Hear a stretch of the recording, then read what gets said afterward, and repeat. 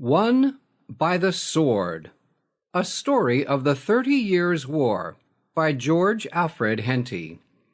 This unabridged recording is narrated by Jim Hodges of jimhodgesaudioBooks.com. Chapter 1. A Stroke of Good Fortune.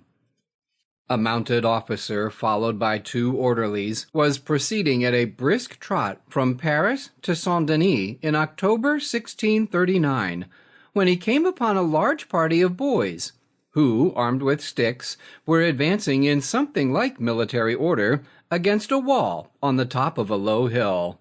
"What are you doing?" he asked the lad who appeared to be the leader. "We are playing at war, sir.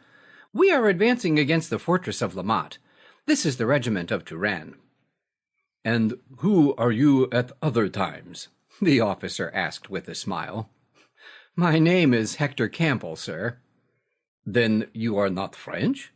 "No, sir. My father was an officer in the Scotch regiment. He was killed at the siege of La Rochelle."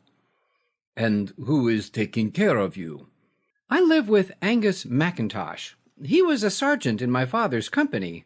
He was badly wounded at La Rochelle, and not being fit for further service, he took a cabaret near the barracks.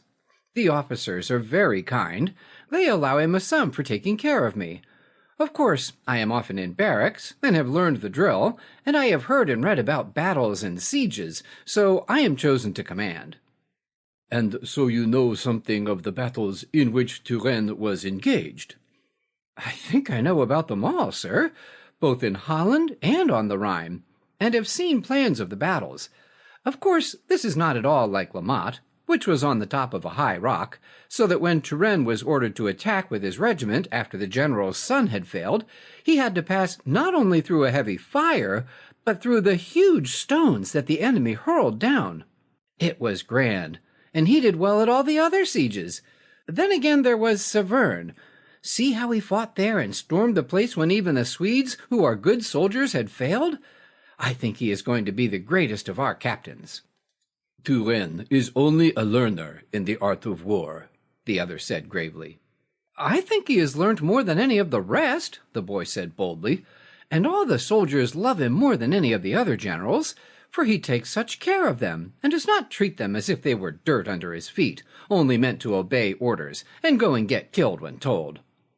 "You have heard him very much overpraised," the officer said quietly. "I think that he does his best, but he is a young man yet, not older than I am. His advance has been due to fortune rather." Sample complete. Ready to continue?